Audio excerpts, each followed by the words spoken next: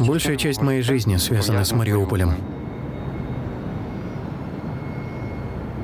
В 12 часов ночи я ехал на мотоцикле. Просто на обочине расстреляли 4 мужчин.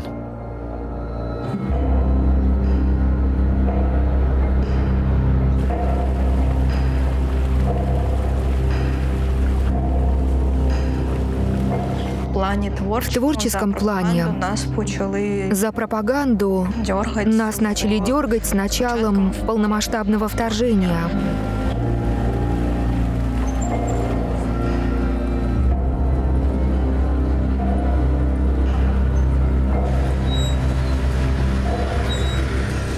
На утро, когда мы вылезли из подвала, все село уже было оккупировано. Не было ни одного дня, чтобы они были не пьяные или не накуренные.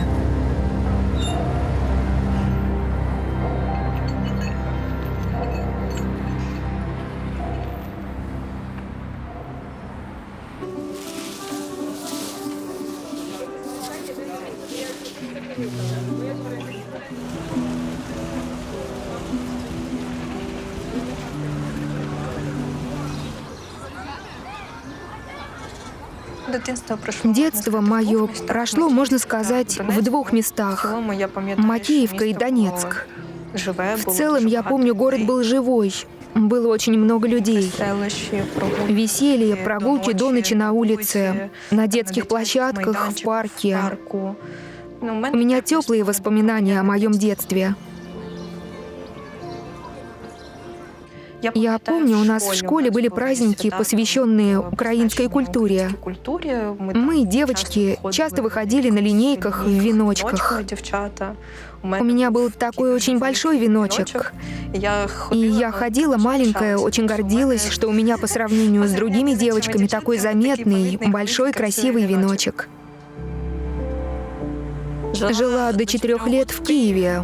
Потом переехали в Херсонскую область к бабушке в село. Ну и остальное все детство я прожила в селе. Это было обалденно.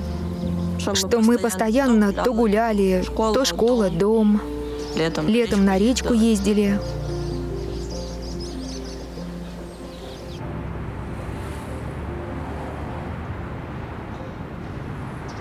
Я был очень активным ребенком.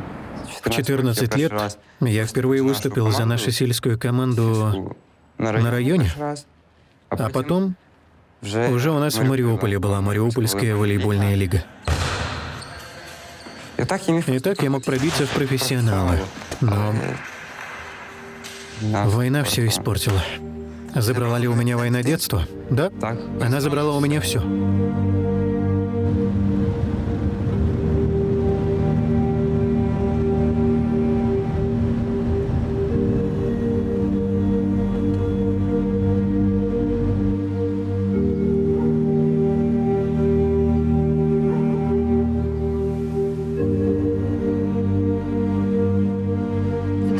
В Донецке тоже были прилеты, но никогда это не было в таких масштабах. Оккупацию я встретила в возрасте примерно 9 лет. Я помню, как были слышны взрывы. Мы прятались за диваном. Это было ночью. Я выглядываю из кухни на улицу и вижу, как просто по улице едет танк. Это меня тогда очень испугало. Я до этого никогда не видела военную технику.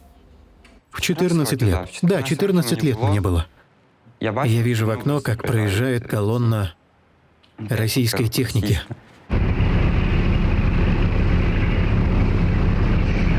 Я настолько был злой, что я аж начал плакать. Я плакал не от страха. Мне не было страшно. Я просто был злой. Почему они это делают? Для чего? И до сих пор. Мне уже было 15,5 лет, когда началась война. Это уже было страшно, потому что оно бахкает, зарево стоит такое, пыль стоит. Именно свет горит, взрывы эти. Тогда мы испугались. Мы все собрались, всей семьей собрались и спустились в подвал. Мы там целую ночь провели. На утро, когда мы вылезли из подвала, все село уже было оккупировано.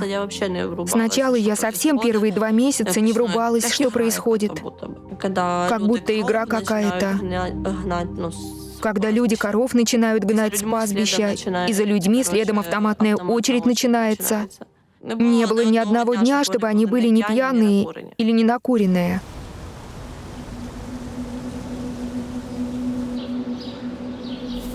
Я общалась по теме вторжения, по теме войны с родственником своим.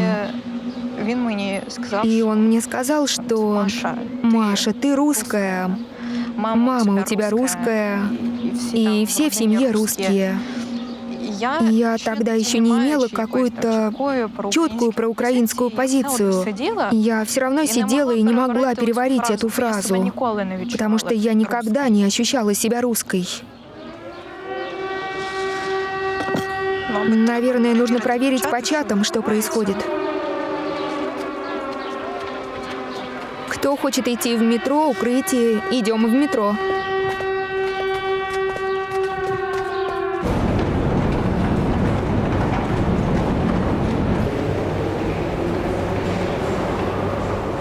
Мне было непонятно, почему у нас вдруг висят российские флаги, почему украинский флаг вдруг стал чем-то плохим, почему у нас вдруг не гривны, а рубли. Это постоянное присутствие ДНРовских военных, оно очень давит. Когда ты выходишь на остановку и видишь так 6 постеров, где написано Донецк, Москва, Луганск, Санкт-Петербург, Мариуполь, еще какой-то город. Ну, то есть идет такое сравнение, навязывание братских народов, когда постоянно идет реклама российской армии. Это Z-символика на каждом шагу. Ты понимаешь, что чем больше ты тут находишься, ты просто сходишь с ума. Ты не можешь никуда от этого сбежать. Единственный вариант — это остаться у себя дома, в 4 стенах. Просто изолировать себя от внешнего мира. Для того, чтобы быть в таком комфортном для себя пузырьке, где всего этого не будет, где всего этого нет. В 12 часов ночи я ехал на мотоцикле домой из соседнего села, и мне навстречу едет колонна техники. Я останавливаюсь на обочине, стою и думаю, блин, и что они мне сейчас могут сделать? Из соседнего села тоже так было. Ехала навстречу колонна техники. Их остановили и просто на обочине расстреляли 4 мужчин. 3 сгорели в машине, а одного он выбежал на поле. Его там на поле и расстреляли.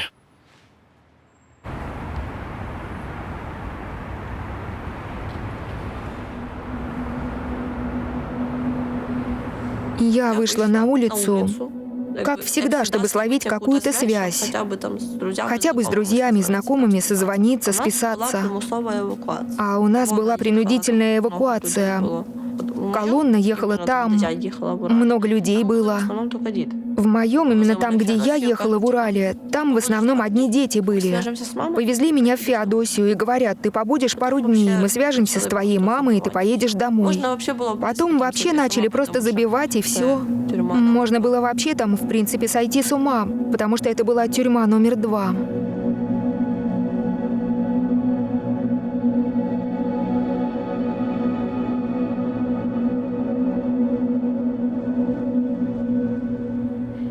Так, кто у нас тут? Доброе утро. Привет. Привет, привет. Есть у нас новенькие? Я очень рада, что нас много, что нас большинство. Вы знаете, как я вас люблю. Вы мои котята. Дорогие ученики, преподаватели и родители, наша школа с радостью поздравляет вас с первым днем знаний.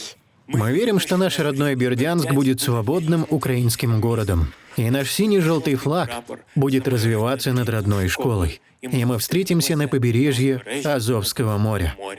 После оккупации школы изменились коренным образом. Изменился и внешний вид самих школ, самих стен. То, что хотя бы как-то намекало на то, что это была украинская школа, этого больше нет.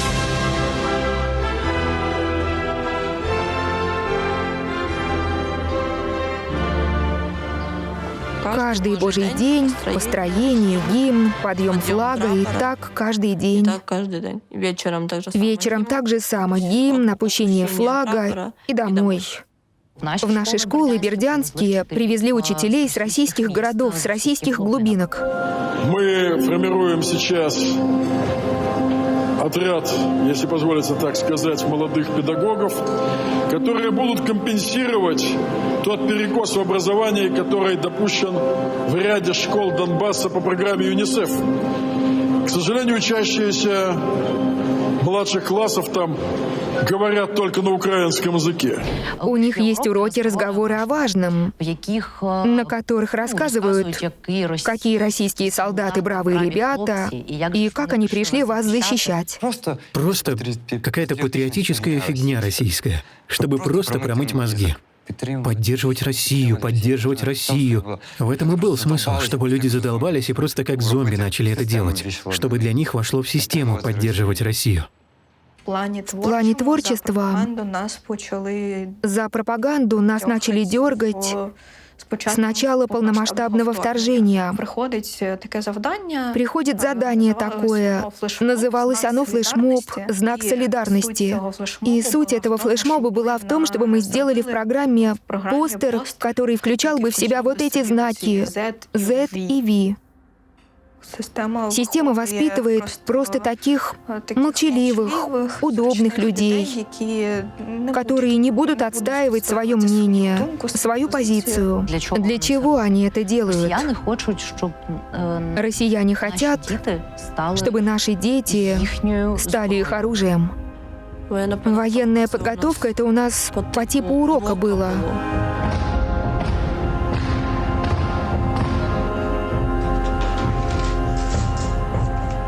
Поначалу мы ничего такого не делали. Собирали, разбирали автомат. Потом мы ездили на полигон, стреляли.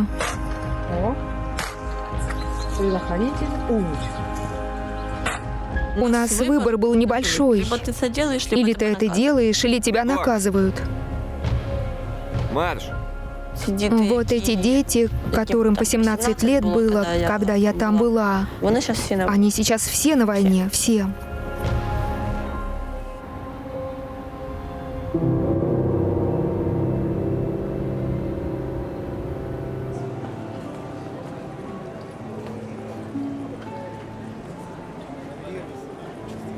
Я осознавала, что нужно будет выезжать из Донецка, потому что никакого развития в Донецке не будет.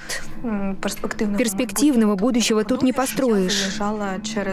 Я выезжала через оккупированные части Донецкой и Луганской области в Россию. В России, где-то в Воронежской области, проходило собеседование с российскими пограничниками.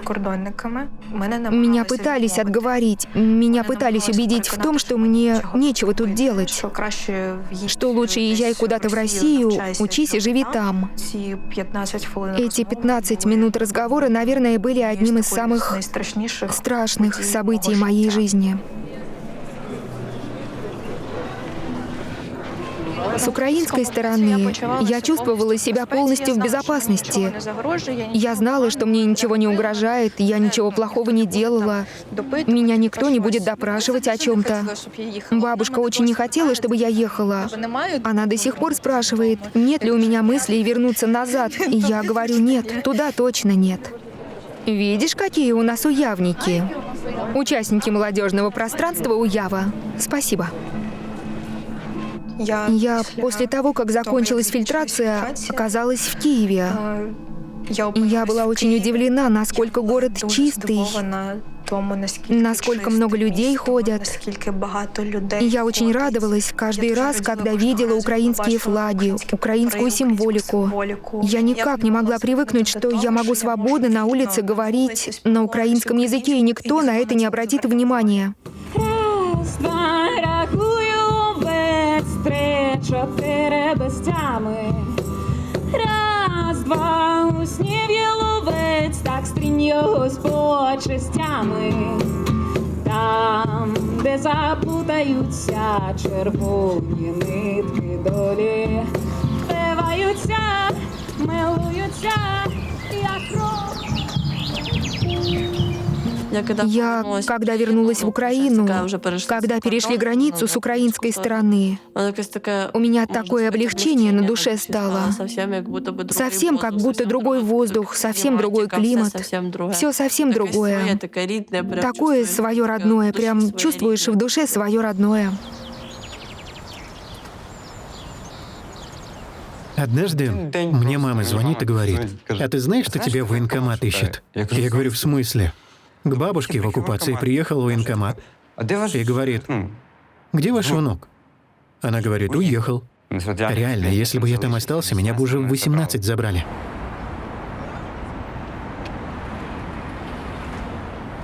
В оккупации люди совсем не такие. В оккупации люди без желания живут. Я не знаю, нет там человека, который хочет жить. А тут видно, что люди правда хотят жить.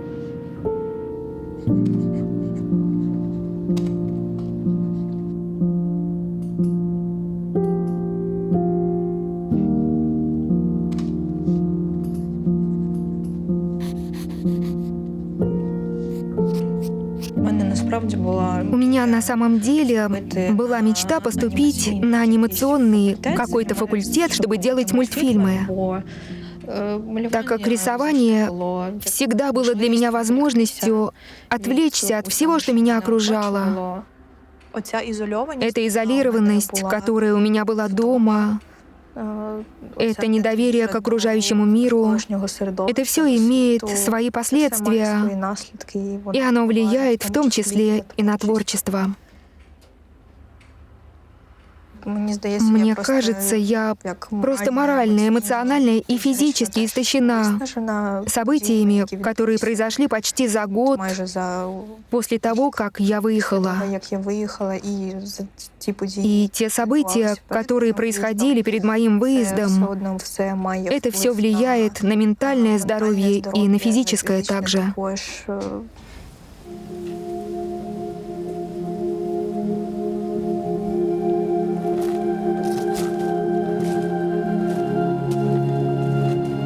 Этот момент, когда вывезли меня в Крым, оно повлияло сильно на мою психику. Я очень-очень нервная.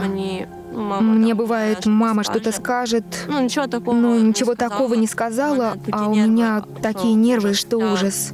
Я хоть и пью успокоительные, но оно не очень помогает.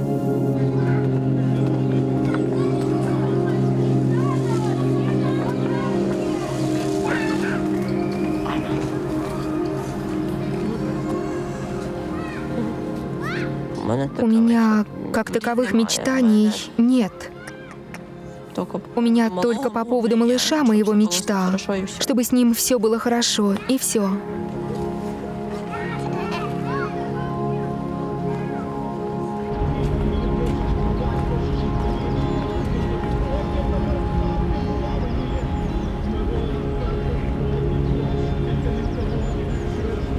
Ощущаю себя, наверное, на лет, явно не 17, на лет 25, может быть. Но потому что, мне кажется, такие проблемы... Это тяжело для 17-летнего ребенка. Особенно такого, у которого нет поддержки, нет никого. Но я держусь. Нормально, все хорошо. Я уверен, что все это переживу. Но вот этот страх будущего еще, который немного мешает этому всему. Но когда-нибудь я от него избавлюсь.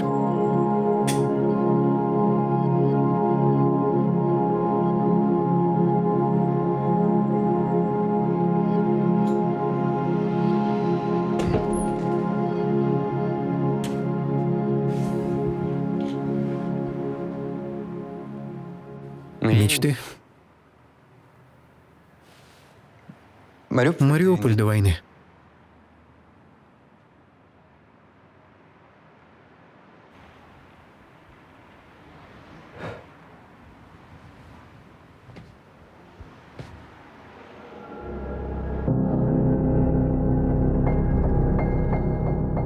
Правовая основа международного права человека, Конвенция ООН о правах ребенка.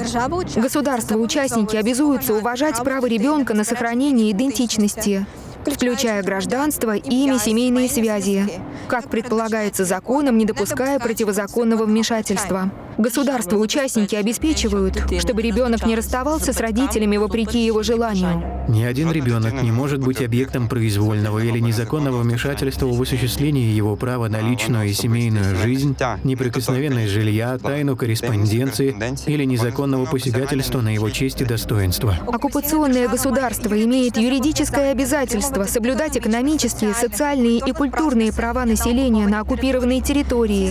Эти обязательства распространяются даже в ходе вооруженного конфликта. Российская Федерация ратифицировала Конвенцию о правах ребенка в 1990 году.